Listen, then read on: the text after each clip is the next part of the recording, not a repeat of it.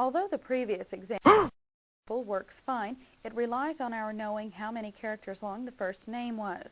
If we wanted to search a string and return the first name from it each time without knowing its length, we would need to take a different approach. Let's first see the problem by changing the first name in our sample assignment line from Jonathan to John, and press F5 to run our program. We see that the left function returned the first name as well as part of the middle name. This problem would happen again with each entry we read because each first name can have a different length.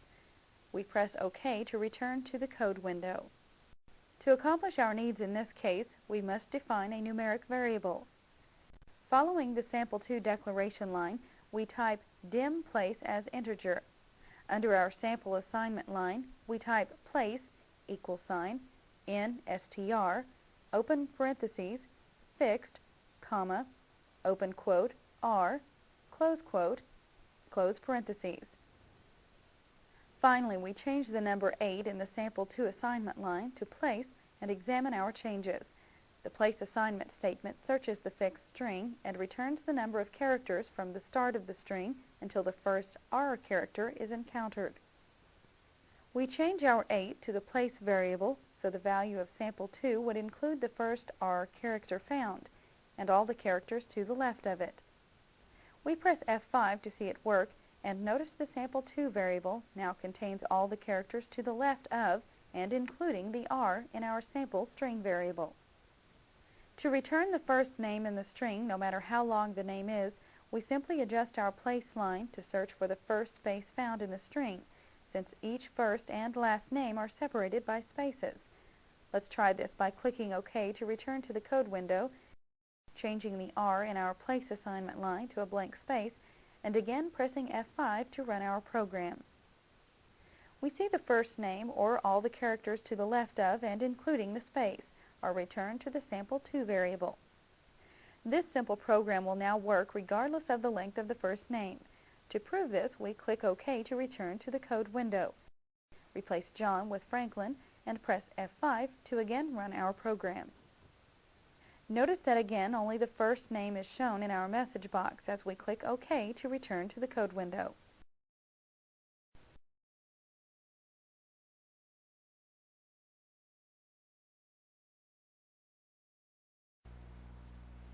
Let's take a look at InStrRev.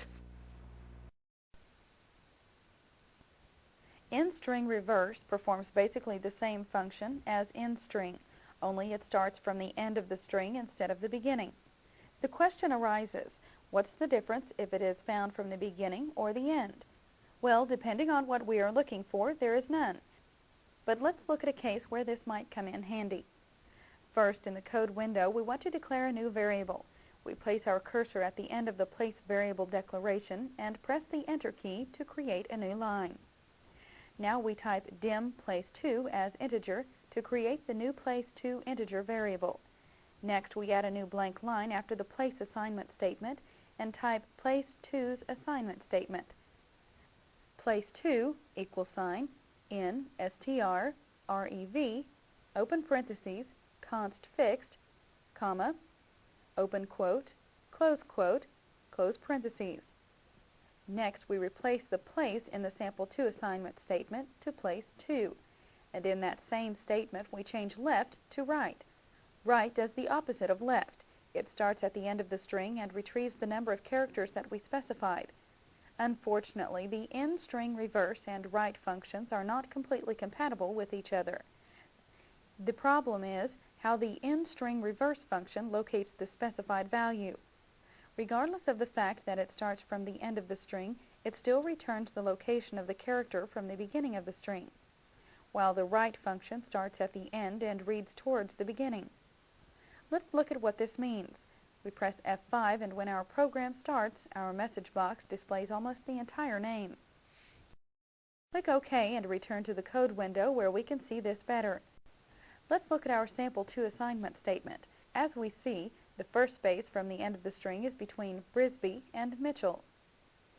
While this space is located only 7 characters from the end of the string, it is located 16 from the beginning, which is the value InStrRev returns. When that value is passed to the right function, it starts from the end of the string and reads 18 characters to the left, which is why our answer was wrong. To calculate the correct length, we need to know the total length of the string. To find this out, we'll use another Visual Basic function, length. Let's create a new variable below place 2. At the end of the place 2 declaration line, we press enter to create a new blank line. Now we type dim length as integer to declare a new length variable. We position our cursor as the end of the place 2 assignment statement, press enter, and on the new line, type length =, len, open parentheses, fixed, close parentheses. This statement uses the length function to calculate the total length of the string. Now it's a simple matter of subtracting the value of place 2 from the value of length. We can do this in the sample 2 assignment statement.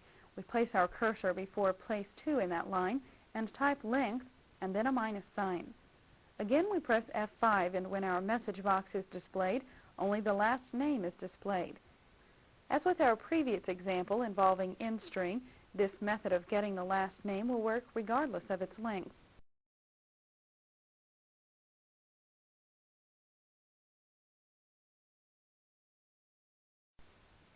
The mid function can be used to retrieve part of a string.